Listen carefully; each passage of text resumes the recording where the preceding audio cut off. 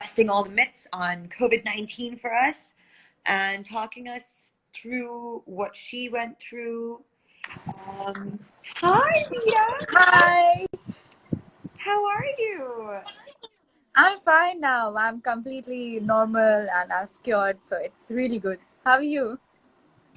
I am great. Oh my gosh, it is so great to talk to you and just hear about your story. First of all, how are you feeling?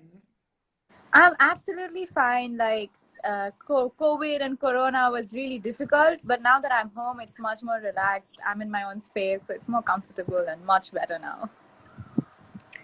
So, okay, can you start from the beginning for us? So, basically, honestly, I really wanted to talk to you because so many different stories have been passed around, like what Yeah. quarantine is like, what they do to you, what COVID-19, what the virus is like, how it attacks you, how difficult it is. Like, there's been so many like myths and so many like just so many, I think, rumors and misconceptions and miscommunication that goes on. And I think people need to hear it from someone like you who has actually been through it, who survived it, how you survived it, what was quarantine like, what was it like in the hospital, who were you able to talk to? Like, so, I mean, if you could just take us through from the beginning, I'd just like to ask you, like, do you know where you contracted it from, or do you have any idea where you might have contracted it from? So most, it's very difficult to track where exactly I got it from. But according to my symptoms and all, doctors suggest that it might be from either travel or the airplane or airport. Places are infected. You might get from an infected thing, maybe like a door handle or something, Wow. a table surface or anything. So that must be it. So was it when you were traveling back from London, right? Yes, And London. when I you studied there. arrived back into India, was that when you felt like you had symptoms of it and you went to get checked? Yes, so I landed on the 14th in Bombay. And when they do a thermal scan after everyone lands, they have a mandatory thermal scan for all passengers. And there was no temperature, there was no cough then. But on the 16th morning when I woke up, I had a temperature about 101. And then I also had a lot of dry cough. So we called the helpline to take some advice because I had come from a very highly infected country. And then Hmm. they suggested that we should straight away go get me tested and go to a government medical facility. So that's what we did. And I'm glad we That's did that. crazy though, Rita, because like that means there are people who were probably coming into the country who weren't showing symptoms, but even though they had done whatever routine checks they did, um, it wasn't detected. So they were allowed, out and about, and they were actually carrying the virus. Like yourself, you were actually carrying the virus, but you were not showing symptoms at that time. It just came up much later. So, Yeah, people don't declare. That's yeah. wrong. So it's crazy because I have actually been hearing that there have been people out there who haven't been showing symptoms but have been positive. Yeah. And Um, people who, when you carry the virus, you yourself don't know that you're carrying. So it's best to declare. Like in Bombay, there are so many hospitals which have been shut down for the same reason. Patients did not tell the doctor, and now the entire team of medical people who are in the hospital have been infected. So the oh, hospitals that's have to so be closed. terrible. So, Yeah. so out of your experience, do you suggest every single person who's been traveling or who feels that they have been in a highly maybe infected place or something should just not take any chances and should anyways? But okay, what is that process like? Because I mean, I feel a lot of people do not really know. Like, do we go to a hospital? Do we not go to a hospital? Are there at home, like, kind of like tests that you can do? Is there some place that you can go to? Because if I feel like I'm infected, I would be really scared to like meet anyone or go anywhere. Like, how do I get myself then like tested without harming other people? So I recommend self-isolation, first of all, if you think that you might have something or you have traveled, because that's what I did. After I came, the 2 days that I was home, I did not meet my parents. I was in another room. I was eating there. I was sleeping there by myself and doing everything by myself. And that's how my parents did not get the virus. They were tested Wow, negative. that's So amazing. social distancing is extremely important as the government is asking us to do. Amazing. So wait, so did you go to the hospital? Yes, I went myself. So how did you get there? The symptoms. I had Hello? symptoms. My mom obviously drove me there. Hello? Sorry, Rita, my connection is so bad. Yeah, everyone's connection these days is terrible. Yeah, Yeah, it's so terrible. yeah, it's terrible. So I had some symptoms and Okay, so I tell me decided to something. go What myself.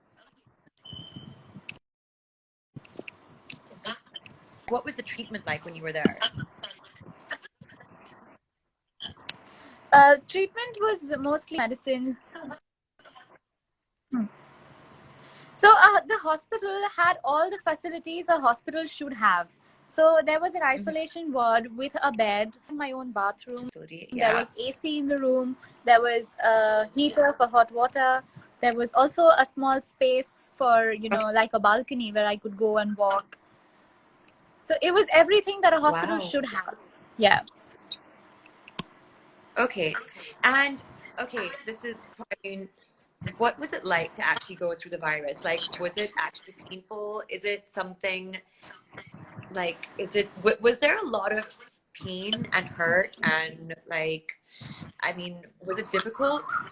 I mean, I think, I mean, I've seen some videos of people who have been short of breath and they can't breathe and they just look like they're going through hell. Was that something that you went through recovering from this No, while you were that doing it? happens.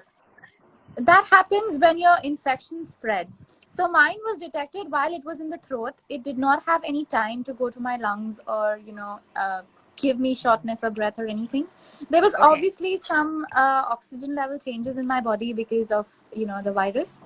Yeah. So that caused a lot of fatigue. So while I was at the hospital, I was basically either resting or sleeping or sitting and reading. Only the last few days when one of my tests came negative, after that I could do some yoga. And I'm very pro yoga, so a little bit Yay, of me yoga and too. So wait, so how long did that take then? So how long were you in the hospital for? 14 days. On the 14th day, the second test that they did turned out negative, so I could Mhm. go home. Oh my God, and what was your first thought when you like were when your test came out negative? I was so happy. Like, I survived the pandemic. So there was no bound for my happiness. I And I know, was I can extremely imagine. grateful, yeah, to And don't everyone you there. just feel like you have like this new lease of life and like Oh, life is yes. something that you just have to be appreciative of and just pay much more attention to and be more loving and kinder to people and I mean and how like there's so many silly small things that we fight about and fret about and complain about, but actually it's meaningless when you're sitting in a hospital, you know, surviving something like COVID-19.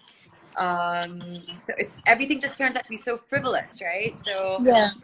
well, So now now that you've I think, survived, yeah, yeah, now I think I have a new meaning to life. I appreciate it much more than I used to do. I value things that I've been taking for granted for that's so long. amazing. And I'm genuinely very happy now. Yeah. Yeah. Well, Rita, keep that up because that is, I mean, seriously, you have been extremely blessed. Unfortunately, there have been many deaths like around the world from COVID-19, and you have survived it. So your story is a miracle story. And, you know, always be reminded of what you've accomplished and what you've survived and, keep that spirit up. But I think what was interesting was how you said that you used like a lot of yoga and you used a lot of like Mm. dance and Mm. like you felt like these things really helped you um kind of return back to normalcy and back to life and get your immune system going and all that kind of stuff. Mm. So is there anything else like you want to add to that or you want to elaborate on? Yes, it is very important to, accept, first of all, because patients who have turned to depression or who have anxiety after they realize that they have COVID-19 or anything like that. Even quarantine is making people so depressed. So the Yeah. first thing is that they should accept, like, there is no choice other than what you're doing, other than being in isolation or being quarantined. So Yeah. if they accept it, if they accept that what they are doing has to be done, like even the house chores, because no one has staff at home, then they'll be a lot more happier than they actually are. And that's what I Yeah. did too. I accepted that I have this and I have to be treated. So first of all, I trusted the team, and I had full faith in them that whatever they will do, they'll do their best. Oh, it's so good. I think your positive outlook helped you a lot. And I truly believe in that. Like you said, like it's super depressing if like you find out that you've got like this crazy deadly virus and and a lot of people I've been hearing this is like really been breaking my heart. They've been running away from quarantine because they're so scared. Like quarantine is just gonna make matters worse when actually it's going to be so much more safe for them and for everyone around. So I can understand the fear. It's like it's a fear pandemic as well that a lot of people are going through. Yeah. And I actually feel the fact that you were extremely strong, not just physically doing physical things like yoga and your dance stuff, but mentally. So that's way, way more effective, I think, than physically. Mentally, you were, you're battling it in your mind. So So I think, 50% of your problem is yeah. in your mind. So if you battle that problem, then physical, the doctors are doing their best. Yes, yeah, exactly. Really well said. So is there anything else now like that you have to do or maintain? Like, okay, so I heard something, you'll be able to like tell me if this is right or not. So I heard when you come out of COVID-19, um, your lungs are so impacted that it takes time for it to get back to normal or something. Yeah. I mean, like, oh, is that right? Yeah, because I still experience a lot of fatigue. My blood pressure keeps very low still. So I have to keep myself hydrated at all times, eat proper food, take proper rest. And the only thing with this is it takes really long to heal. And even after you have a negative test and you come home, even after that, it takes long for you to revive completely to the person you were before COVID. Wow. And do you know how long that would take? Doctors have said about a month. Okay. Yeah, and I've already gone 2 weeks, and I'm much better than what I came out of the hospital as. Wow. And what are you Yeah. doing for your immunity right now? Like, what are you eating? What is your day like? What is your exercise routine like? I don't have an exercise routine right now because I have been advised to take rest. Not even yoga? And no, not even yoga. Like meditation is fine, but no yoga Okay. because blood pressure fluctuations and all that. I might just Right. fall somewhere. Yeah. Okay. So after 1 month, I can do that. But otherwise, I just help out mom a little bit at home, and then I'm cooking a little bit, baking a lot Good. because I'm a pastry Oh, chef as well. So yeah, you're a that's pastry fun. chef as well? Yeah. Yeah. Oh my God, amazing. I find that so therapeutic. So I have been trying to make muffins. I've Hmm. made two really bad batches. So maybe I'll get some tips from you then, Rita. Okay? Definitely. Yeah, you need to help me. I've been trying to make banana muffins. Both my attempts have failed miserably. No one has dared to eat them. A few people dared, but then, like the second batch, no one dared again to eat them. So, so I definitely need some advice with that. Sure. I wanted to ask you when people, when you came back home after like your COVID-19 experience, were people like did you feel people were like a bit hesitant to be around, or did you feel like people still had misconceptions, or did you like how did you feel? How were you welcomed back? Was it good? Was it like, oh no, people were still scared? Like, what was that like? People have a lot of misconceptions, so they are Yeah, definitely not extremely welcoming. yeah. We still have to rely on home deliveries. My immunity is still very low. So there's Okay. a board outside my house that says COVID-19 house, quarantine area, do not enter. Wow. So we are not allowed to go out of the house. Nobody is allowed to come in. What, So what, what? Where are you? You're not in Mumbai, right? You are. no, Where are you? I'm in Gujarat, Surat. You're in Gujarat. Okay. Yeah. So the SMC is helping us out, but like some other vendors, they just don't come near because there was this thing with my case. I was the first case in Gujarat, and Yeah. before my test results came out positive, people had made my pictures, my name, my address, everything viral, and declare that I was positive without the hospital even declaring, or my test actually coming out positive. So people, basically everyone in the city knows me. So they Yeah, just don't come near. yeah, yeah, yeah. We are still I in know it's quarantine, so we have to rely on everyone outside, and it's slightly difficult, but the municipal corporation has been very cooperative and they've been helping us a lot.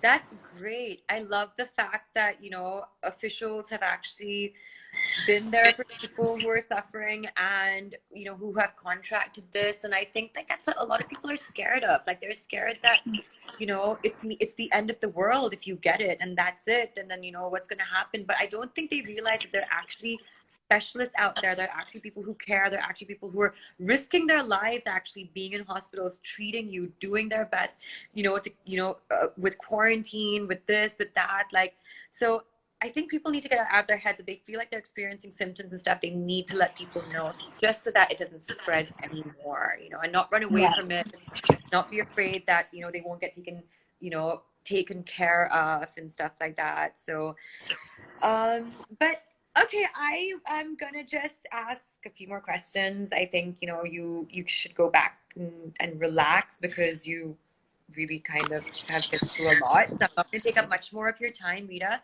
But last but not least, I'm sorry, but like I'm on this chat every single day with my friends. I have a family chat and I have a friends chat, and like all we discuss all day, and I don't know if you do the same thing, is when will this get over? What's gonna happen? Like all of us have these little conspiracy theories, like, oh my god, this is what happened, and no, they're saying not till next year. Things won't go back to normal till October. Quarantine's gonna go on forever. Like, so I mean, I'm pretty sure that you have like these discussions at home and stuff as well. And Yes, we do. Yeah.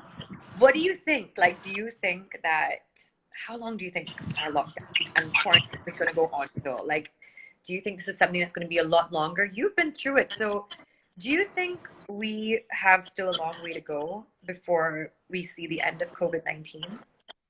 I think there is a long way, looking at the number of cases that have been increasing every day. Yeah, And I think that quarantine is the only way out, because this is extremely contagious, and the only way to stop it is prevent meeting new people or infected surfaces or infected things. So yep, I think our government has taken really good steps, and people should cooperate. There are a lot of people who are not cooperating with the agreed. officials. Like in Indore, there was pelting stones at the doctors, and then there are some other places where doctors who are living in the society, in in the residential society, the people are not cooperating with them, asking Yeah. them to go out. Those things are very unreasonable, because they are the frontline people who are working, and And if, the thing is, like, Rita, it's crazy, but there's like, there's very educated people also who are very aware of what's going on, who, know very well what the rules, the regulations, like everything is, and they're still not paying attention or adhering to what's going on. And it's like, I find that so baffling that, they would rather put other people's lives in risk and themselves, like their own lives in risk as well. But I think you said it so right though. It's so simple. Like stay at home, don't meet new people, practice your social distancing, make a phone call, like it's like I yeah. mean, like everyone's like, oh my god, we can't go out, but yeah, just like FaceTime, make a phone call people, do things at home. There's a lot that you actually can do if you put your mind to it. We don't necessarily have to be outside doing all of this, so you can work from home. There's like no excuse about that. Like, oh yeah, but okay, well, it was lovely chatting with you, and Thank you. if there's anything else you want to add, or like if there's anything else you want to just keep like telling people, feel free to do that. Um, but yeah, like let me see if there's like a question or something that's come up. So Uh, I just want to tell the people that, whatever our government is doing, have confidence in that. And in case if the quarantine is extended, that's just because of the stupidity of some people. And please cooperate with your government, because I have said this a million times and I'm saying this again, that you are not stuck inside, you safe inside. So stay indoors and stay safe. Rita, oh my God, that was like the best thing ever, like that you had just mentioned, and so true and so apt for what's going on right now. So thank you so much for that. I hope whoever was watching and following this live, whatever they needed to hear, they heard. And Rita, thank you so much for your time. And yeah, thanks for being such an inspiration for everyone. Thank you. Nice to see All you right, too. great. Take care, Rita. Bye. Take care. All right. You too. Bye bye. Bye.